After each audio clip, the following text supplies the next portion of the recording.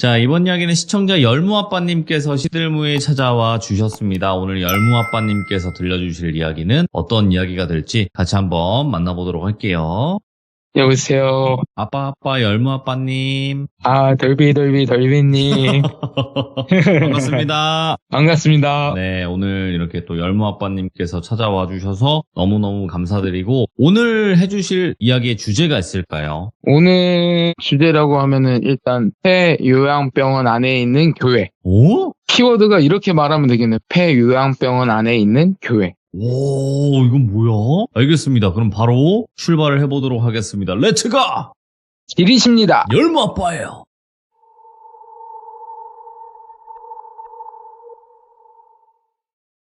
오늘 들려줄 얘기는 지역은 특정은 안 할게요. 그냥 경기 북부 지역이라고만 말씀드릴게요. 양해 부탁드릴게요. 왜냐면 이거 이야기하기 전에 제가 네이버 지도뷰를 봤는데 그 자리에 뭐가 지어졌더라고요. 그래서 장소는 특정하면 안 될 것 같아서 일단 경기 북부라고만 말씀드리겠습니다. 어느 날 경기 북부 쪽에 요양병원이 있었는데 폐업을 한다고 이제 거기 철거한 다음에 모 기업의 투련원? 리조트 같이 회사 직원분들이 와서 세미나도 하시고 그렇게 하는 공간 있잖아요. 그거를 지으신다고 하길래 철거할 기간이 많이 남았는데 외부인들이 그렇게 많이 침입을 해서 사건 사고가 많이 일어난다고 저희 회사한테 경비 업무 좀 맡아달라고 의뢰가 와서 저하고 2명이 같이 갔는데 민석이 수호라고 말할게요. 민석이 수호랑 20일 동안만 근무하면 된다고, 그러면 한 달 월급보다 조금 수당도 더 쳐져서 많이 주신다고 하길래 저희가 그때 코로나 때는 일이 없어서 정말 힘들었었거든요.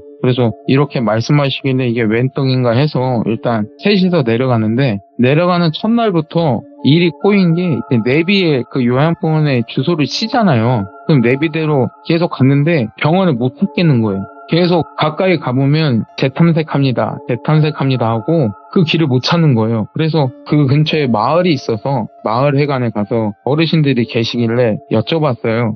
저희가 이 땡땡 요양병원에 가려고 하는데 길을 잘 못 찾겠다. 혹시 길 아시면 좀 알려주시면 안 되겠냐 말씀드렸더니 어르신들이 정색을 하시면서 거기 뭐 하러 가냐고, 무슨 짓 하러 가냐고 막 캐물으시는 거예요. 그래서 저희 여기 경비 보려고 일하러 가는 거라고, 딴짓 하러 가는 게 아니라 어르신들 노여워 마시고 저희 일하러 가는 거라고. 그 소리 들으시고는 경계심을 푸시고 길을 알려주시고 감사하다고 말씀한 뒤 저희가 나와서 출발하려고 하는데 마을 이장님께서 나오셔서 여기가 요즘에 우리 마을이 외지인들이 너무 많이 들어와서 외지인들만 오면은 경찰차 막 구급차 이거 많이 들어와서 동네가 너무 시끄럽다고. 네. 그래서 어르신들이 외지인만 들어오면 저렇게 경계하는 거라고 이해해달라고. 아니 저희는 괜찮다고, 그러실 수도 있죠 하시면서 이제 출발하려고 하는데 마지막에 이장님께서 하시는 말씀이 그 요양병원 안에 뒤편에 가보면 뭐 하나 있을 건데 거기는 절대 가지마 그러시는 거예요. 대뜸. 예? 이장님 뭐라고요? 그랬더니 그 병원 뒤편에 가보면 뭐 있는데 거기는 가면 안 돼. 예 알겠습니다 하고 그냥 바로 출발했어요. 어르신들이 가르치신 대로 딱 길을 찾아서 갔는데 완전 상중턱에 하나의 요새처럼 4층 건물로 2개로 이루어져 있었거든요. 그 요양병원이. 그래서 문 앞에 딱 들어서는 순간 뭔가 막 무섭다? 산중턱에 이런 건물이 있다 보니까 뭔가 괴리하다? 언밸런스하다라고 생각을 했어요. 진짜 딱 저희 셋이서 딱 봤을 때는 완전 요새였거든요. 그래서 일단 그 민석이랑 수호랑 저랑 업무 시작하기 전에 주변 둘러보면서 지형짐을 파악하려고 하는데 대뜸 이제 민석이가 저희를 불러서 가봤더니 이장님이 말씀하신 대로 병원 뒤편에 뭐가 있더라고요.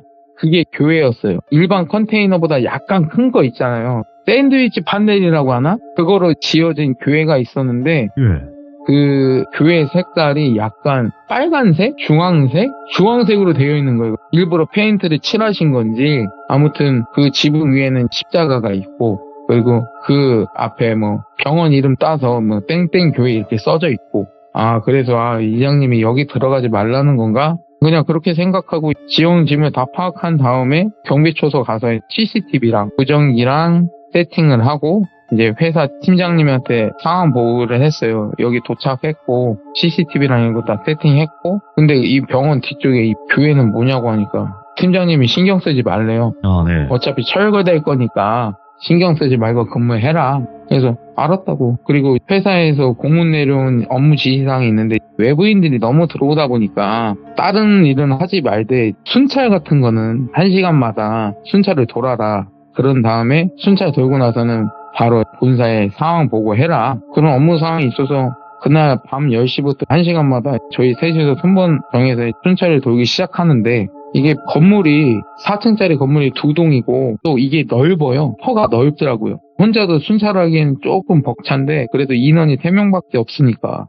근데 처음에 민석이가 순찰을 나갔는데 민석이가 갑자기 무전이 오는 거예요. 야, 여기 본관 2층인데 검은색 후드티 입은 사람이 나 보고 도망갔다. 너희 CCTV에 뭐 본 거 없냐 했더니 아니, 찍힌 거 없다. 그래서 일단은 제가 민석이랑 합류해서 본관 2층으로 가서 막 사사슬 뒤져봤는데 사람 폭배기도 안 보이고 아무런 흔적도 없고, 그래서 혹시나 해서 저는 3, 4층 그리고 민석이는 1층 다시 뒤져봤는데 아무것도 없고, 계속 무전기로 수호랑 무전하면서 너 CCTV에 본 거 없냐 얘기하면서 근데 자기도 본 게 없대요.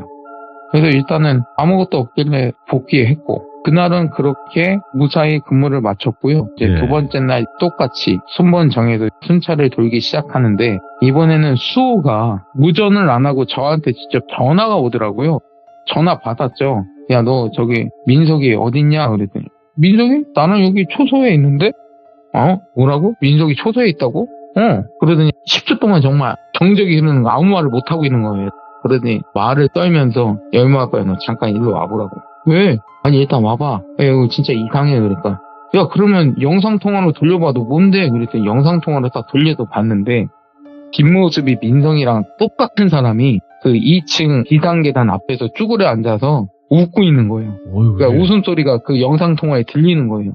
뭐지? 해서 민석이는 분명히 저랑 같이 있었거든요. 그래서 일단 민석이한테 말 안 하고 제가 수호랑 합류했어요. 합류해서 그 2층으로 딱 가봤는데 제가 오는 동안에 수호가 놓쳤다는 거예요. 갑자기 비상계단으로 사라졌다고. 공간에 침입한 건 맞다 생각을 해서 민석이한테 야, 너 CCTV 잘 보고 있어라. 수호랑 막 공간부터 시작해서 그 뒤편에 있는 별관까지 다 뒤져봤거든요. 아무것도 못 찾았어요. 분명히 영상통화로는 저희가 봤거든요. 저도 봤고 수호는 직접 목격했고 웃음소리도 그 핸드폰 영상통화에 담겼었고. 그러면 이게 만약에 어차피 폐업한 요양병원인데 만약에 이게 귀신이라면 핸드폰에 이렇게 찍히는 것까지 이해를 하는데 이 웃음소리까지 났다? 전 정말 이해가 안 가는 거예요. 분명 귀신보다는 사람이다. 어차피 여기 건물에 외부인이 많이 침입한다고 했으니 이건 분명히 사람이다 하고 진짜 거의 한 1시간인가 1시간 반인가 계속 수색을 했거든요. 둘이서 수호랑. 그런데 수호랑 저랑 그렇게 찾다가 결국은 못 찾고 복귀하는데 교회 건물 있잖아요. 그 교회 건물을 싹 지나쳐서 오는데 찬송가 반주기 소리 있잖아요. 찬송가 반주기 소리가 살며시 막 작게 들리는 거예요. 근데 저도 들었고 수호도 들었고, 그래서 교회에 들어가기에는 수호랑 저랑 무서운 거 있잖아요. 분명히 사람을 목격을 했고 했는데 꽃배기도 안 보이고, 근데 갑자기 그 교회 안에서 찬송가 반주기 소리가 들린다. 이상하잖아요. 그래서 겁도 나고 하는데 일단은 그 안에 혹시나 사람이 있을 수도 있으니까 교회 문을 열었어요. 당연히 아무것도 없었어요. 그리고 문 열자마자 찬송가 반주기 소리는 사라졌고요. 야, 이게 무슨 아닌 밤중에 홍두깨도 아니고 이게 뭔가. 서로 얼굴만 쳐다보다가 민석이한테는 얘기하지 말자. 우리만 알고 있자. 그리고 복귀하고 그날은 그렇게 다사다난하게 업무를 끝냈고요. 다시 복귀를 해서 숙소로 가서 쉬고 잠을 잤는데 수호가 가위 눌리듯이 막 끙끙 앓고 있는 거예요. 그래서 막 흔들어 깨웠는데 막 혼자서 죄송해요 안 그럴게요 죄송해요 막 이런 말을 계속 말을 하는 거예요. 그래서 민석이랑 저는 수호 뺨 때리고 민석이는 화장실 가서 물 받아서 얼굴에 뿌리고 이제 간신히 깨웠어요. 깨워갖고 야, 너 수호야, 너 지금 뭔 일이냐, 무슨 꿈 꿨냐, 가위 눌렸냐 했더니 자기가 꿈에 그 교회 안에 있었는데 그 교회에 어떤 사람들이 있었고 그 요양병원에 계신 입원 환자분들 같았었다. 근데 한 손에는 성경책을 들려 있었고 한 손에는 그 주사기 있잖아요. 주사기를 들고 자기한테 달려들었다는 거예요. 정말 야, 너 그러면 오늘 근무할 수 있겠냐고. 너 이렇게 몸 아픈데 근무할 수 있겠냐니까. 아니, 괜찮다고. 너희들이 가서 뭐 어떡하겠냐고. 해서 간신히 수호도 그 아픈 몸 끌고 질질 끌고 나와서 근무를 하는데 그때 주간 업무자랑 업무 인증이 하면서 팀장님한테 공문이 온 게 있더라고요. 그 2021년도에 코로나가 많이 성행했잖아요. 근데 그 요양병원에 독립영화라고 하잖아요. 단편영화? 그거 찍으시는 분들이 방문한다는 거예요. 그 폐요양병원에.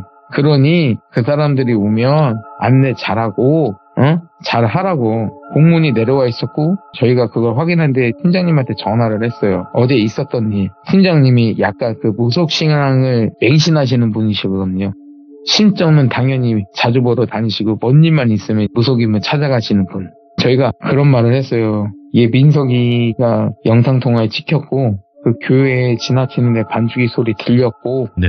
귀신한테 홀린 것 같다 우리가. 그런데 이 상황에 지금 무슨 사람들이 오냐 했더니 어차피 시공사 측에서 허락한 거라 자기가 뭐 어쩔 수 없대요. 그래서 제가 그랬어요. 혹시나 여기서 무슨 일 생기면 어떡하냐. 네. 당장 어제 이런 일이 벌어졌는데 이 사람들 와서 무슨 일 일어나면은 어떻게 책임질 거냐 했더니 저한테 야 그런 일 아니라는 게 니네가 잘해야지 얄밉게 그렇게 얘기를 하는 거예요. 이거를 때려치기 있었고 속으로 참으면서 알겠다고 일이니까 네. 알겠습니다 팀장님 하고 전화 끊고 한 밤 9시쯤에 이 촬영팀이 오셨는데 총 12분이셨어요. 근데 코로나 때문에 이게 몇 명 이상 모이면 안 되잖아요. 그래서 팀을 나눠서 병원 안에 들어가서 촬영하기로 했어요. 다 같이 들어가서 촬영을 하는 게 아니라 배우분들이랑 간단하게 카메라 감독님하고 그다음에 감독님들 이렇게 나눠서 팀 나눠서 다 같이 들어가면 안 되니까 그렇게 하기로 해서 촬영이 시작되는데 초반에는 촬영이 잘 됐어요. 잘 되고 독립영화 감독님이 저한테 오셔서는 저 교회는 뭐냐고 했더니 저희는 여기 요양병원 저희가 왔을 때부터 있었던 교회라고 근데 저기 안 들어가시는 게 좋을 것 같다고 그러더니 그 독립영화가 주제가 약간 오컬트적인 영화였더라고요. 그 감독님은 그 감독님들의 고집이 있잖아요. 딱 이 장소면은 어떤 그림이 나올 거다. 이 장소에서는 무조건 촬영을 해야 된다라는 그런 고집이 있잖아요. 그 감독님이 거기에 꽂히신 거예요. 아하. 근데 저하고 수호는 진짜 막 말렸거든요. 안 된다고. 그래서 어제 있었던 일도 말씀을 드렸어요. 말씀을 드렸더니 감독님은 박수 치면서 좋아를 하시는 거예요. 자기가 바로 이런 걸 원했다고. 그래서 저하고 수호는 이거 미친 사람인가. 우리가 귀신에 홀렸다는데 여기가 자기가 바랬던 장소라고 하시고는 일단은 그 배우분들이나 촬영팀이랑 다 상의를 하고 그 교회로 들어가겠다고. 저하고 수호는 문 앞에서 문을 막으면서 말렸거든요. 다시 한번 생각해 보시라고.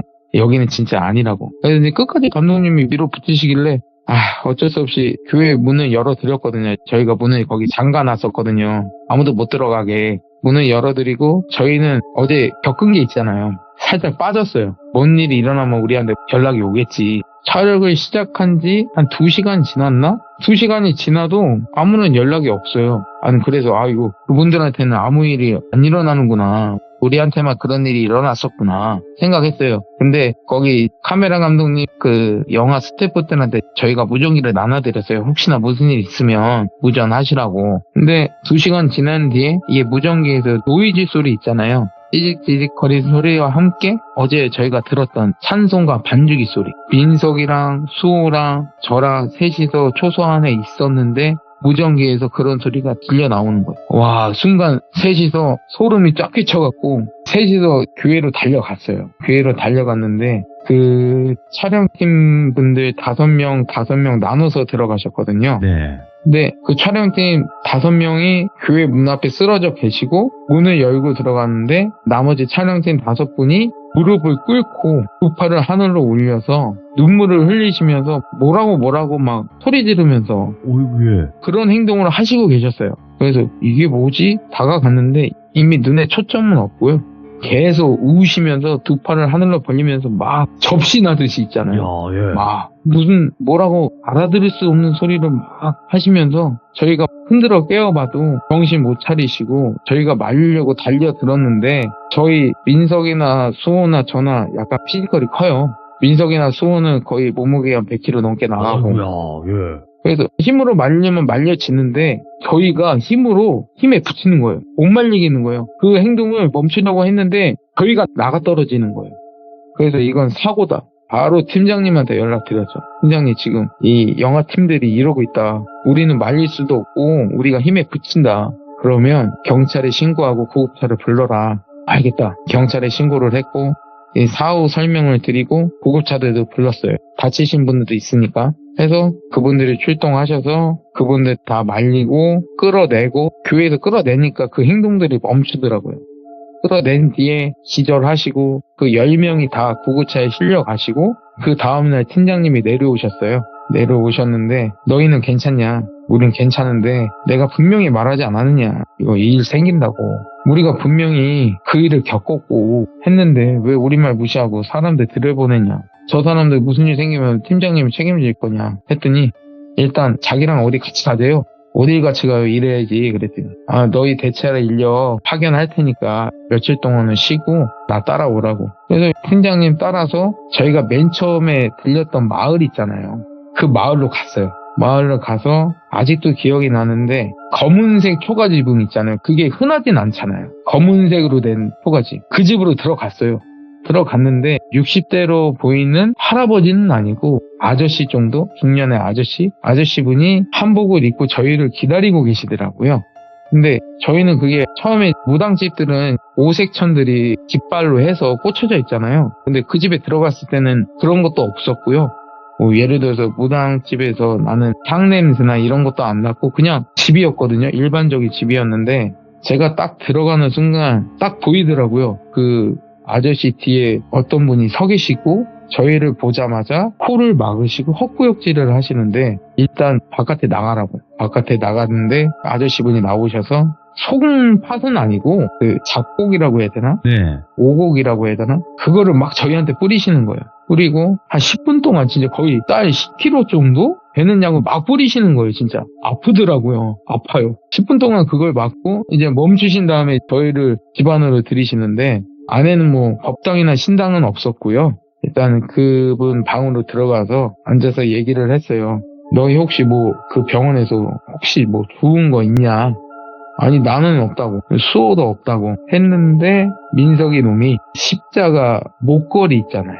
그거를 그 본관 2층에서 그거를 주운 거예요. 그게 약간 금으로 돼 있어 비싸 보이더라고요. 도금은 아니고 진짜 금 같은데 금으로 돼 있으니까 일단 욕심이 나잖아요. 갖고 나가서 어떻게 팔면은 그래도 용돈이 생기니까 슬며시 주머니에서 민석이가 그걸 꺼내는 거예요. 순간 그 아저씨가 민석이 뺨을 때리시는 거예요. 너 이게 뭔지 아냐고. 아니 이거 그냥 그 2층에서 돌아다닌 거 주웠다. 나와서 팔면은 돈 될 것 같아서 욕심나서 주웠다. 그랬더니 네가 그걸 깨운 거라고. 네가 그걸 주슴으로써 네가 시발점이 된 거라고. 너 때문에 이런 일 벌어지는 거라고 하시면서 막 뭐라고 하시는데 저희는 무슨 말인지 모르죠. 아니 뭐 십자가 목소리 주웠다고 이런 일이 벌어지나. 저희는 이해도 안 갔고 해서 그 아저씨가 요양병원으로 가자고. 네. 어차피 그분도 그 요양병원의 존재는 아시니까 가시기 전에 그 마을 안에 당산나무가 있었어요. 당산나무 가서 민석이 혼자 당산나무 앞에 절을 하게 시키시더라고요. 예를 갖추라고. 그 다음에 다시 저희끼리 그 요양병원으로 갔어요. 그 아저씨도 몇 번 여기 와보셨대요. 왜냐면 외부인들이 여기 많이 들어왔다고 했잖아요. 외부인들이 꼭 들어오면 뭐에 홀렸는지 계속 그 교회 안에서 발견됐었고 빙의 된 사람들이 많았대요. 그래서 자기가 몇 번 그 사람들 구해주러 왔었고 여기서 나오는 사기라고 표현하시더라고요. 사기가 나오는 걸 막고 있었는데 민석의 이식 때문에 그 교회 안에 있던 게 깨어났다고. 그래서 이런 일이 벌어지는 거라고. 아, 예. 하시고는 저희끼리 교회 딱 문 앞에 섰어요. 섰는데 그때 못 느꼈던 뭐라고 그럴까? 두려움? 그러니까 저도 웬만해서는 영가들을 보면은 네. 웬만한 영가들을 보고는 내 두려움이라는 걸 못 느꼈었거든요. 맞아요. 예. 근데 딱 문 앞에 섰는데 그 두려움이라는 게 느껴지더라고요. 와, 이거 장난 아니다 하고 그 아저씨께서 교회 문을 딱 여시는데 그날은 바람 한 점 없었거든요. 문을 딱 여는 순간 그 교회 안에서부터 바람이 문 밖으로 확 부는데 저희 머리카락이 흔들릴 정도로 바람이 싹 불더라고요. 바람이 싹 불면서 그 안에서 역겨운 냄새? 근데 수호하고 민석이는 못 맡더라고요. 팀장님이랑은. 저하고 그 아저씨는 딱 그 역겨운 냄새가 있어요. 이게 악기나 이런 조금 원한기 같은 아니면 극단적인 선택을 만들게 하는 자책이들 이런 기들을 보면 약간 역한 냄새와 함께 그런 게 있어요. 근데 그런 게 정말 심하게 나더라고요. 그러니까 처음에 그 교회에 갔을 때는 그런 냄새도 없었고, 근데 어차피 그때는 제가 정신이 없어서 그런 거 파악을 못했었나 봐요. 근데 그 아저씨랑 갔을 때는 그런 냄새와 함께 두통이 진짜 막 망치로 머리 맞이듯이 막 뒤통수부터 막 두통이 장난 아닌 거예요. 그래서 아저씨랑 저랑은 교회 안에 들어갔다가 뛰쳐나오고서는 혹시 여기 또 너희들 말고 들어갔었던 사람들 있었냐 했더니 말씀드렸죠. 이 단편영화 찍으시는 분들이 있었는데 여기 안에서 이런 행위를 했었고 바깥에도 쓰러져 계셨고 지금 병원에 실려가셨다. 그 후로는 소식을 못 들었다. 그래서 아저씨께서 팀장님한테 가서 소식 좀 알아봐라 했더니 팀장님이 어디에 전화를 하시더라고요. 알고 보니까 그 촬영 감독분이 그 시공사 측 책임자 지인이셨어요. 그러니까 거기 들어가는 거 허락을 하신 거겠죠. 막 전화를 해서 전화를 돌리고 돌려서 소식을 갖고 왔는데 이게 10명 모두 다 검사상은 아무 문제가 없어요. 어디를 다쳤다거나 뭐 아무런 증상은 없었고 그냥 단지 잠자듯이 병실에 누워만 있다. 그러니까 뭐 이게 코마 상태 이런 것도 아니고 숨도 잘 쉬고 하는데 그냥 단지 잠자듯이 누워만 있다. 이런 소리를 들려주시더라고요. 그래서 아저씨께서 일단 그러면 오늘 밤에 지금 병원 간 애들 10명까지 데리고 와라. 책임지고 네가 데리고 와야 된다. 근데 팀장님이 무슨 힘이 있어요. 그분들을 어떻게 데리고 와요. 아프신 분들이고 병원에서도 그 환자를 함부로 못 나가게 하잖아요. 네. 그래도 일단 팀장님이 그 시공사 측의 책임자분한테 연락을 하셔서 지금 여기 마을에 어떤 무당분이 계신데 지금 그분들이 이쪽으로 와야 나을 수 있다고 하신다. 네. 그러니 조금 힘 좀 써달라. 그렇게 말씀하시길래 그날 밤에 개인적으로 운영하는 응급차 있잖아요. 개인 응급차. 네. 그거를 대절을 해서 그 다음에 그 10명 모두 그 차에 대절을 해서 거기 교회로 모시고 오셨고 그 다음에 그 무당분 아저씨분하고 다른 무당분 3명하고 그 다음에 악사까지 오시더라고요. 그 다음에 그 제사상을 차려주시는 그 도와주시는 도우미 분들. 근데 딱 봤을 때 귀족님들이나 돌비님들 딱 보시면 교회 앞에서 구판을 벌린다는 게 언밸런스 하잖아요. 예? 교회 앞인데 그 앞에서 구판을 벌린다. 그렇지, 이상하지. 참 언밸런스한데 사람들은 살리고 봐야 되니까 악사분들이 딱 음악을 시작하시면서 아저씨 그리고 따로 오신 무당분들이랑 각자의 무구를 들고 그 앞에 젊은 무당 여성분이 계셨어요. 네. 그 교회 앞에 바로 중앙에 앉혀놓고 그 주위로 그분들의 무구를 딱 들고 춤추시면서 구판을 벌리시는데 그 중앙에 계셨던 그 젊은 여성분이 뭔가의 접신을 딱 하셨는데 네. 맨 처음에 그 영화 촬영했던 분들 있잖아요. 그분들 같이 두 팔을 하늘로 벌리고 무릎을 꿇은 다음에 막 알 수 없는 약간의 방언하듯이 막 소리 지르면서 그러시는데 거기서부터 무당분들이 각종 그분들의 무구를 들고 신장칼도 휘두르시고 약간 삼지창 같이 생긴 무구도 있었는데요. 그것도 휘두르시고 막 소리 지르시면서 어떤 무언가와 싸우듯이 구판을 그렇게 하는데 그거를 약 3시간 동안 했어요. 정말 지치지도 않으신지 막 3시간 동안 그러는데 지켜보는 저희가 지쳤어요. 딱 3시간 지나고 나서 조금 잦아지나 싶었는데 거기서부터 그 아저씨 무당이 갑자기 소리를 지르시면서 지금부터 정신 차려야 된다. 지금부터 본게임 시작이라고 하시는데 폴더가이트 현상이 이게 저절로 물건이 움직이거나 문이 열리거나 하는 현상을 말하는 거잖아요. 그 교회 문을 저희가 자물쇠로 잠가놨었거든요. 근데 그 문이 스스로 열리더라고요. 저희가 그거 보고 와 뭐지? 우리가 분명히 쇠사슬로 해갖고 자물쇠를 잠가놨어요. 근데 그게 스스로 딱 하고 열리는 거예요. 그러더니 제 눈에는 보였어요. 그 목사님들이 입고 계시는 그 정장과 함께 한 손에는 성경책, 한 손에는 십자가를 들고 나오시는 거예요. 목사 귀신이라고 할게요, 그냥. 목사 귀신이 나오더니 그 앞에 있는 무당들을 딱 쳐다보면서 웃더라고요, 그냥. 무시하듯이. 니까깨들이 뭔데? 니까짓게 뭔데?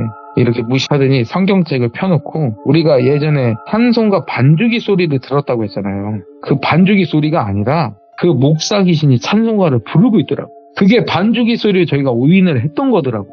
그 소리가 들리기 시작하는데 당연히 뭐 수호나 팀장님이나 민석이나 이런 일반인들은 안 들리고 저는 들리고 그 무당분들도 들리고 그때서부터 막 저희가 두 손으로 머리를 막 쥐어짜면서 토하고 어떤 무당분은 코피 흘리고 그 중간에 계시던 젊은 여성분은 거품 물고 난장판이네. 난장판이었어요. 거기서 제가 순간 정신을 잃었어요. 제가 정신을 잃고 깨어났는데 다행히 아침이었고 제가 땅바닥에 누워 있었어요. 제 주위에는 팀장님하고 수호하고 민석이가 있었고 제가 깨어난 걸 보고 무당분들이 제 주위로 오시더라고요.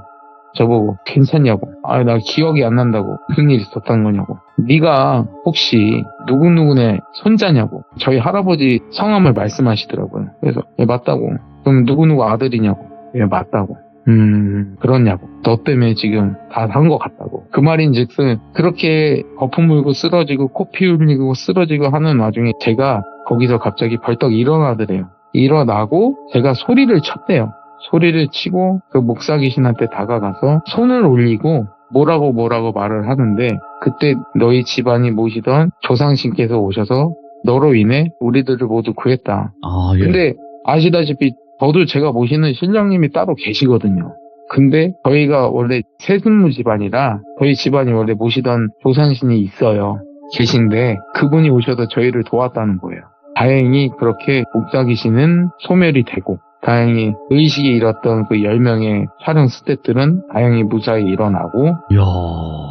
그 다음에 그 교회는 당장 철거를 해야 될 것 같더라고요. 팀장님이 그렇게 말씀하시더라고요. 그래서 시공사 측에 얘기를 하셔서 책임자분한테 일단 요양병원 철거는 냅두고 이 교회부터 먼저 철거를 하자. 위험하니까. 근데 철거를 하는 모습을 저희가 다 지켜봤는데 딱 철거를 하는데 그 불사키랑 이런 거 와서 그 샌드위치 판넬로 된 건물을 딱 부시는데 처음에는 불사키가 안 먹혀요. 네.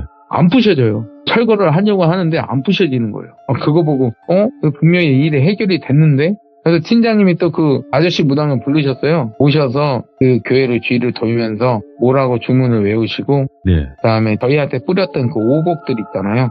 그거 뿌리시고 그다음에 부적 태우시고 하니까 그때서부터 부셔지더라고요. 그 교회 그 예배당 뒤편에 공간이 있었는데 알고 보니까 거기에 뭐가 있었냐면 무당분들 신당 있죠. 신당 그게 차려져 있더라고요. 부시고 그 안에 딱 들어가 봤는데 그게 있었던 거예요. 이게 교회인데 와 이거 뭐지?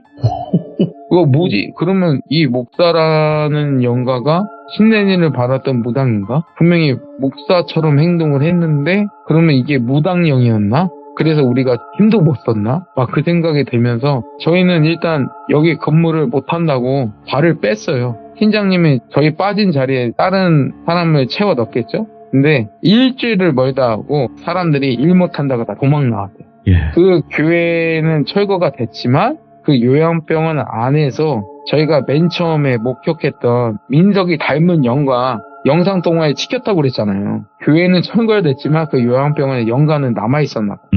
귀신 봤다고 더 이상 여기서 일 못한다고 거기서 다 도망 나왔대요. 팀장님이.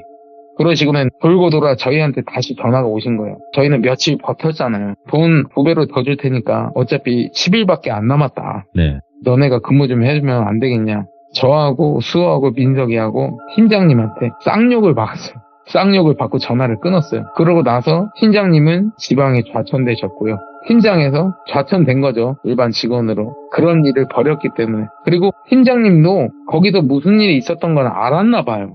네. 알았고 우리가 그런 일을 겪으니까 알아서 그 마을에 있는 무당 아저씨한테 자연스럽게 데리고 갔고 그러니까 모든 일을 알고 있는 상태에서 우리는 그런 일을 당한 거죠. 그게 본사한테 보고가 되고 팀장님은 좌천되고 그리고 난 다음에 그 요양병원은 10일 뒤에 무사히 철거가 됐고 지금은 제가 네이버 지도뷰를 찾아봤거든요.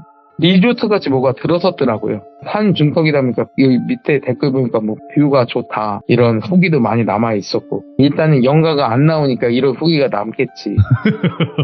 일단 이렇게 이번 시참 사연은 마무리가 되는데요. 그 후로 민석이가 네. 그 교회에서 한번 딱 빙의가 됐었거든요. 그러니까 저희는 몰랐어요. 민석이가 추후에 저희한테 말하기를 자기도 귀신에 뭐 흘린 것처럼 딱 일어나 보니 교회 안에 있었는데 분명히 저를 봤다는 거예요. 열무아빠 너 봤다고. 너한테 말 걸었는데 너 막 무릎 꿇고 두 손 하늘로 치켜 세우고 뭐라고 막 기도만 했다고. 그거 보고 깜짝 놀랐는데 다시 초소 안에 들어보니 네가 있길래 자기가 귀신을 봤구나. 예. 근데 또 저희들 생각해서 그런 얘기 하면은 겁내고 막 두려워할까봐 얘기는 안 꺼냈었다고. 자기도 봤다고 예. 얘기를 하더라고요. 수호도 민석이 영가를 받고 민석이도 저 닮은 영가를 목격을 한 거죠. 와, 정말 그때 생각하면 지금도 와, 술자리 하다 보면 이 안주거리도 가끔 이 얘기 해요. 그때는 그냥 그랬지 막 아닌데, 보석. 이거. 네, 열무 아빠님께서 또 거의 레전드 이야기를 들려주신 거거든요. 아, 근데 진짜 너무너무 섬뜩하게 또 상황 설명 하나하나 등장인물도 여러 등장을 했는데도 불구하고 이야기 너무 잘 들려주셔서 다시 한번 감사드립니다, 열무 아빠님. 예, 감사합니다, 돌미님. 네, 고맙습니다. 예, 고맙습니다. 자, 이번 이야기, 시청자가 들려주는 무서운 이야기, 바로 열무아빠님께서 시들무에 찾아와 주셨습니다. 열무아빠님은 굉장히 다양한 귀신에 관련된 이야기를 들려주시는 분인데, 오늘은 어떤 이야기로 찾아와 주셨을지 같이 한번 만나보도록 하겠습니다. 여보세요. 열무아빠님을 뵙습니다. 돌비님을 찬양합니다. 저를요? 반갑습니다. 반갑습니다. 네, 목소리 잘 들리시죠? 예, 잘 들립니다. 네, 알겠습니다. 자, 오늘 열무아빠님께서 이렇게 찾아와 주셨는데 굉장히 저희 채널에 참여하시면서 다양한 또 귀신에 관련된 이야기를 들려주셨잖아요. 예. 네, 그래서 오늘은 어떤 귀신에 관련된 이야기일지 궁금하긴 하네요. 제가 첫 번째 시참 때 혼수모로 인해서 발생된 일을 말씀드렸잖아요. 네, 오늘은 그 강령술 중에 하나의 그 강신술이라고 있어요. 강신술? 촛불을 켜놓고 귀신을 부르는 행위를 이제 강신술이라고 하거든요. 아이고, 예. 이거로 인해서 조금 있었던 일을 이제 말씀드리고자 합니다. 알겠습니다. 그럼 도대체 어떤 이야기일지 강신술 바로 만나보도록 하겠습니다. 렛츠고! 길이십니다. 열무아빠요!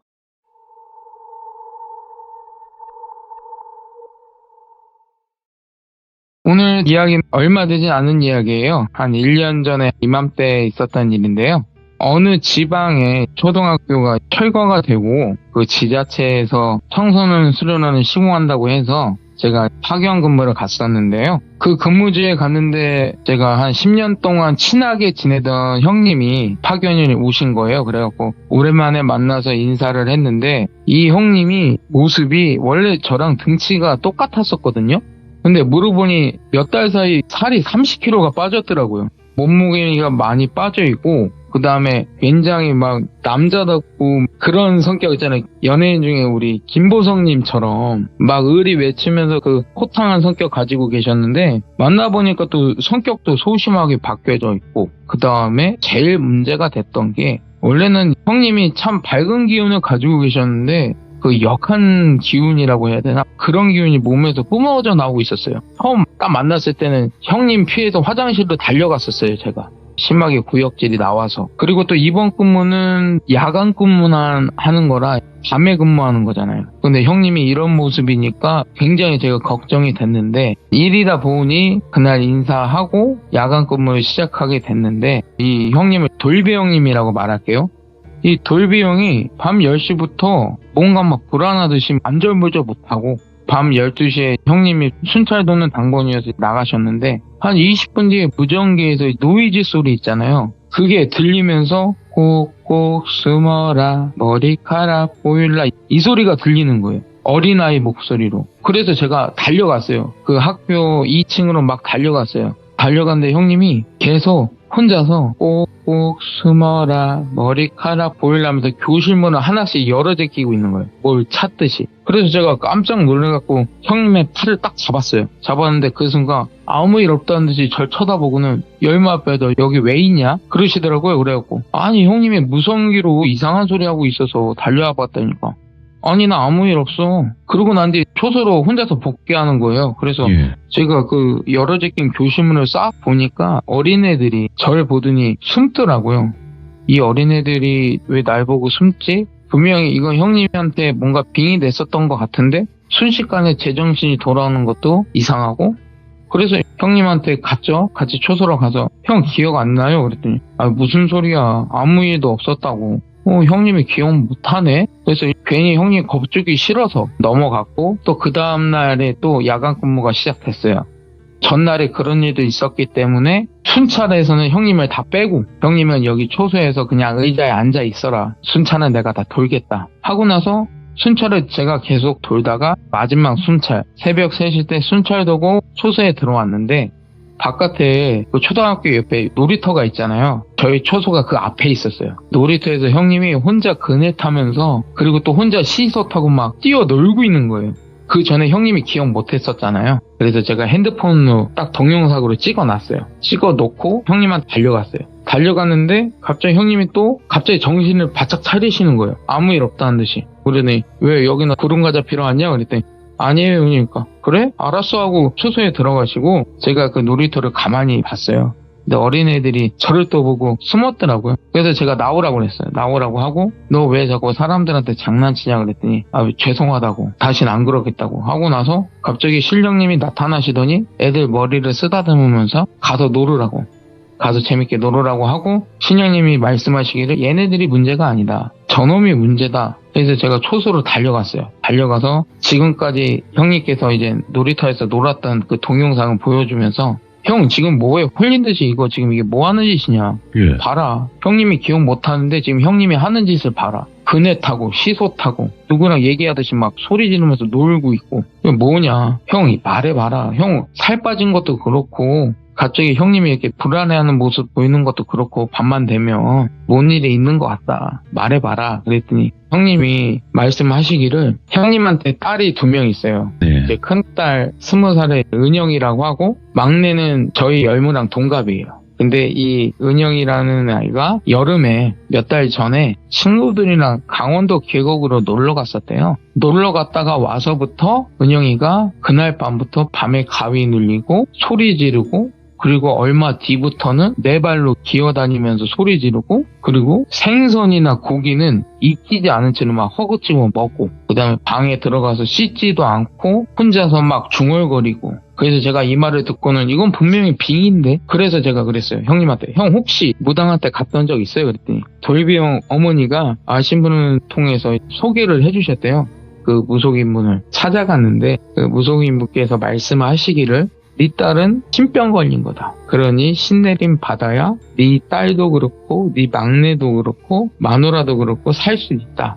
근데 이때 문제가 뭐였냐면 막내딸도 학교 갔다가 하교하다가 뺑소니 사고를 당해서 병원에 입원해 있었고요. 형수님도 공장에서 일하시다가 계단에서 발이 걸려서 잘못 굴러떨어지셔갖고 또 병원에 입원해 계시고 이런 상태니까 형님은 이 무당분 말씀을 그냥 쉽사리 넘기진 못하고 계셨던 거예요. 그래서 이런 집안 상황에도 돈 벌려고 일하러 나오신 거예요. 이게 보통 이제 신내림이라는 곳이 돈이 많이 들잖아요. 그래서 그 집도 원래 자가였는데 급매로 내놨고 그 다음에 돈이 모자랄 것 같아서 힘든 상황에서도 일을 나왔던 거고 그래서 알았고 이거 야간 근무 끝나고 바로 집으로 가자고 형네 집으로 가자고 내가 팀장님한테 말해 놓을 테니까 우리 그 다음날 야간 근무는 하루 쉬자고 다른 사람 대체 인력 보내달라고 할 테니까 그래서 아침에 바로 집에 갔어요. 집에 문을 딱 열고 들어갔잖아요. 근데 온 집안에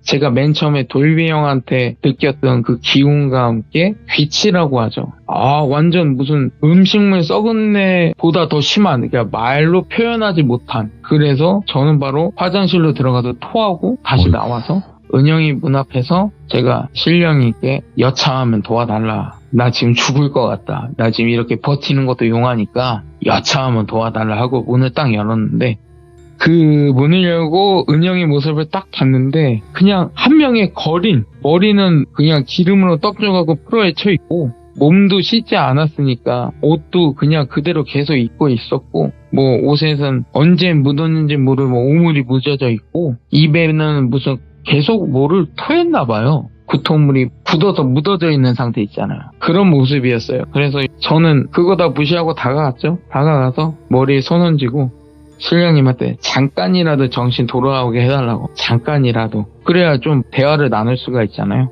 그렇게 하고 몇 분 뒤에 갑자기 은영이가 정신이 잠깐 돌아왔어요. 잠깐 돌아오더니 돌비 형한테 안겨서 울기 시작하는 거예요. 무섭다고, 저 사람이 나 죽이려고 한다고. 손을 가리킨 것을 봤거든요. 근데 제 눈에는 안 보여요.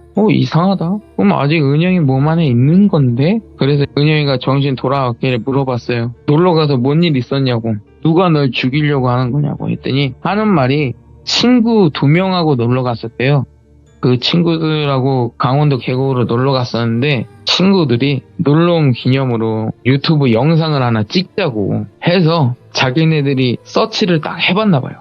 강원도 계곡 근처에 있는 흉가를 딱 갔어요. 카메라를 은영이한테 맡겨놓고 둘이서 유튜브가 한번 찍어보겠다고. 강신술이라고 제가 아까 설명드렸잖아요. 이 두 사람 앞에 초를 2개 켜놓고 인터넷에서 딱 검색을 해봤나봐요. 어디서 이상한 주문을 외우듯이 막 둘이서 주문을 외웠대요. 근데 촛불이 갑자기 꺼지고 아무 일도 안 일어났대요. 그러니까 촛불이 잠깐 둘 다 꺼진 거예요. 켜놨던 촛불이 꺼지고 아무 일이 안 일어나니까 다시 라이트 켜고 거기서 끝난 게 아니라 우리가 잘 아는 분신사바 있잖아요. 강령술을 2개를 한 거예요. 강신술하고 분신사바하고 했는데 아무 일이 안 일어나고 그냥 갑자기 라이트가 갑자기 꺼졌대요. 그러니까 예? 촛불이 꺼지고 라이트가 꺼진 거예요. 근데도 얘네들은 심각성을 몰랐던 거죠. 그냥 그 상태로 만약에 비방이라도 했다면, 예를 들어서 우리 서로 몸에 소금을 뿌렸다던가, 보통 이런 거를 하다 보면은 이런 거를 했어야 됐는데 만약에 했더라도 악기였으면 안 됐겠지만 그래도 비방을 했더라면 조금 낫지 않았을까 생각을 했는데, 아무튼 이렇게 해놓고 그냥 숙소로 와서 잠을 자고 그 다음날 그냥 각자 집으로 갔대요. 집에서 오고 나서부터 그날 밤부터 악몽이 시작됐대요. 천장에 누가 어떤 남자가 기어다니면서 자꾸 자기 쳐다보고 내 몸에 들어오려고 하고, 어느 날부터는 기억이 없고, 그리고 잠깐 기억이 돌아왔을 때는 그 남자가 계속 부르고 있고, 이런 상태였던 거예요. 계속 지금까지. 그러다 보니 돌비 형님은 문당한테 찾아갔는데 그냥 이게 신병이라고만 하니까 그냥 그렇게 믿고 있었고, 그래서 이게 너무 심각한 상태라 그 자리에서 아버지한테 전화했어요. 저한테 믿을 분은 아버지밖에 없잖아요. 그리고 또 10년 동안 알고 지냈던 친한 형님이라 그냥 넘어가기도 뭐하고 아버지한테 전화 드렸어요. 아버지, 지금 이런 상태다. 근데 너무 심각하다. 나도 도저히 못 버티겠다. 그랬더니 아버지가 그럼 일단 데리고 와라. 그래서 돌비 형님이 은영이 업어서 차에 태우고 본가로 내려가기 시작했는데, 중간에 고속도로에서 은영이가 다시 빙의가 됐어요. 빙의가 되고 그 조수석에 타고 있던 돌비 형님은 욕을 하고 막 뛰고 그러는 거예요. 그러다가 제가 운전하고 있었거든요. 자꾸 그러다 보니까 사고 날 뻔했어요. 그래서 갓길로 차를 세워서 돌비 형님한테 운전하라고 하고, 제가 뒷좌석에 은영이랑 같이 타고, 제가 또 등치가 있으니까 은영이를 딱 제압을 하고 내려갔어요. 내려갔는데 본가에 도착해보고 나보니 아버지는 이미 무복으로 갈아입고 계시고 저희와 친한 스님께서 와 계시고, 그래서 차에서 은영이를 끌어내려고 하는데 안 내리려고 막 용을 쓰는 거예요. 아예 안 내리려고 막. 그런데 그 모습을 보고 스님이 조심히 다가오시더니 차 안에 타고 은영이한테 뭐라고 하시면서 그냥 은영이를 안고 그냥 나오시더라고요. 근데 은영이는 그때 반항도 안 하는 거예요. 그렇게 막 우리 때리고 막 욕하고 그랬으면서. 그래서 은영이를 안고 저희 본가 마당에 중앙에 앉혀놓고, 그때서부터 아버지가 구술 시작하시는데, 저희 아버지가 구술하시면서 그렇게 힘들어하시는 모습은 처음 봤어요. 굳이 시작되고 중간쯤 갔는데 아버지가 막 저는 무슨 땀으로 목욕하시는 줄 알았어요. 온 무복에 땀으로 딱 쪄들었어요. 그리고 끝날 때쯤 되니 아버지가 코피를 흘리셨어요. 이때까지 여러 일이 있었지만 아버지가 이러신 모습은 처음이었거든요. 그러시고 나서 아버지가 마지막에 은영이 안에 있던 악기를 딱 끌어내셨는데, 그 모습이 그냥 하나의 걸기예요. 그냥 너덜너덜한 한복도 아니고 뭐 이상한 하얀색 옷이 있잖아요. 근데 그 하얀색조차 뭔가 쪄들어서 막, 아무튼 그거에다가 머리는 산발되어 있고 눈은 완전 검은색, 그리고 입은 어떤 오물을 막 계속 씻고 있었고요. 그 악기가 나오자마자 스님이 봉인을 하셨어요. 아버지는 그 뒤로 거의 한 보름 동안 몸져 누우셨거든요. 못 일어나셨어요. 식사도 못 하시고. 예. 병원도 가봤자 어차피 몸에 이상 없다고만 할 게 뻔하니까 보름 동안 누워 계시고 일어나셔서 은영이 불러라. 그때는 은영이가 절에 가 있었거든요. 스님이 데리고 갔었어요. 당장은 빙의 치료 해야 돼갖고. 절에서 은영이를 데리고 오셔서 아버지가 은영이한테 말씀하셨어요. 은영아, 너 혹시 거기서 이것만 한 게 아니지? 라고 말씀하셨어요. 아니라고. 자기는 그것만 했다고. 여기서 똑바로 말을 해야 된다고. 아닐 건데 솔직히 말해. 그랬더니 얘네들이 마지막에 분신사발을 할 때 그 가운데에 강신술 하려고 해놨던 그 물그릇이 있었나 봐요. 이 정신 나간 두 친구가 거기다 피를 탔던 거야. 그러고 나서 그거 갖다가 그 붓인가 뭔가에 묻혀서 우리 그 분신사다 보면 종이에다가 막 표시하잖아요. OX 뭐 그거를 그렇게 했던 거야. 그러니까 피로 했던 거야. 그거 펜으로 한 게 아니라. 그러니 당연히 그냥 일반적인 객기나 이런 거로 끝날 것 같다가 완전 이상한 걸기가 들렸던 거죠. 네. 그래서 다행히 그 피에는 은영이 피가 없었기 때문에 이 정도로 끝난 건데 아마 이 두 친구는 아버지가 예상하기로는 무사하지 못했을 거다. 이 두 친구가 무사하지 못한 게 아니라 가족들이 아마 심하게 다쳤거나 뭔 일이 일어났을 거다 해서 그 자리에서 은영이한테 전화해봐라. 두 친구한테 전화해봐라. 그래서 전화를 딱 돌렸어요. 예. 그 친구 전화로 친구들이 받는 게 아니라 걔네 아버지들이 받더라고요. 전화를 받아서 제가 누구누구 친구 은영인데요. 누구누구 있어요. 그랬더니 지금 병원에 있대요. 어디 병원이요? 그러니까 정신병원 폐쇄병동에 입원해 있다고. 그러면 혹시 집에는 아무 일 없나요? 물어봤더니 어머니하고 그 동생들하고 지금 돌비형님네 같이 어머니하고 동생들이 많이 다쳤대요. 똑같은 상황이잖아요. 그러고 나서 아마 이 둘은 버겁다 보니 바로 정신과 병동으로 보내고 그래서 제가 아버지한테 물어봤어요. 그러면 은영이처럼 아버지가 나서서 조금 도와주시면 안 되겠냐고 했더니 이거는 피부정이 껴서 아버지도 어떻게 못한대요. 그리고 그럴 몸 상태도 아니고 지금 은영이는 거기 그 자리에서 은영이가 했던 건 없었기 때문에 간신히 빼낼 수 있었던 거고 이 걸기뿐만이 아니라 이 둘한테는 다른 악귀가 붙었을 거다. 더 심한 게 피부정을 했기 때문에 은영이한테는 그냥 지나가던 악기라고 그러죠. 걸기가 붙었을 뿐이고 그 강령술 자리에 있었기 때문에 이 두 친구는 직접 당사자들이라 아버지도 도저히 하시더라고요.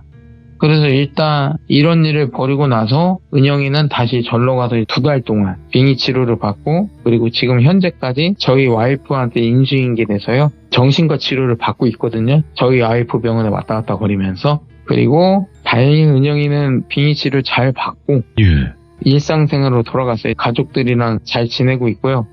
아버지가 굿하시고 난 다음에 그 집 방문하셔서 그 기운들을 다 쳐내주시고 그 다음에 막내랑 형수님한테도 약간의 기운이 있었나 봐요. 그것도 다 쳐내주시고 그래서 다행히 그 집은 무사하게 됐고 다른 집은 도저히 손을 못 대서 안타깝게 지금 현재 그 친구들은 계속 정신과 병동에 가 있고요. 그 집은 소식이 없어요. 어떻게 됐는지. 참 그래서 이번 일 겪고 나서 제가 첫 번째 시찬 때 말씀드렸잖아요. 잘못된 강령술, 혼수으로 인해서 정말 온 집안이 풍비박산이 났잖아요. 맞아요. 네. 근데 이번 시찬 때도 말씀드리고자 하는 거는 제발 강령술, 그러니까 강신술도 있고 분신사바도 있고 뭐 이런 여러 가지 강령술이 있잖아요.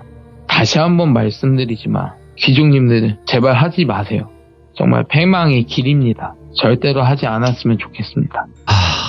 이게 저희 방송에서는 계속 끝없이 얘기는 하고 있거든요. 그럼요. 근데 이렇게 이야기를 듣고 나서 호기심이 생겨서 할 수도 있어요, 사람들이. 근데 저희는 해봐라라는 뜻에서 얘기하는 게 아니라 하지 말라고 얘기하는 거거든요. 그렇죠. 예방 차원에서 이런 일도 있으니까 제발 하지 마라. 막 복불복이라고 생각해서 나한테는 이런 일 안 일어나겠지. 아닙니다. 진짜 그런 일은 꼭 일어나요. 어떻게든. 뭐 재수 없으면 이런 일이 발생하는 거 아닌가요가 아니라 그러다 보면 발생을 하는 거죠. 맞아요. 그래서 그거 한번 시작해서 아무런 일이 안 일어나면 또 하게 되고. 맞아요. 또 하게 되고. 그러다가 심하게 걸리는 거죠. 아무튼 오늘 열무아빠님께서 또 이런 사례를 들고 와주셨고 오늘 이야기를 듣고 좀 더 많은 사람들이 이런 건 절대 그냥 뭐 이야기 듣는 걸로 만족을 해야지 직접적으로 하면 안 되겠다 이런 생각을 하셨으면 좋겠네요. 너무 고생 많으셨습니다, 열무아빠님. 예, 감사합니다. 네. 자, 오늘 열무아빠님께서 처음으로 해주신 또 강신술, 우리가 강령술 같은 거는 많이 들어봤었는데 이번에는 또 강신술이라는 장르의 이야기였거든요. 근데 강령술이나 강신술이나 둘 다 매한가지입니다. 뭔가 귀신을 불러들임에 있어서 뒷일을 생각을 안 해요, 사람들이. 그래서 절대 하시면 안 되는 걸로 다시 한번 말씀드립니다. 감사합니다.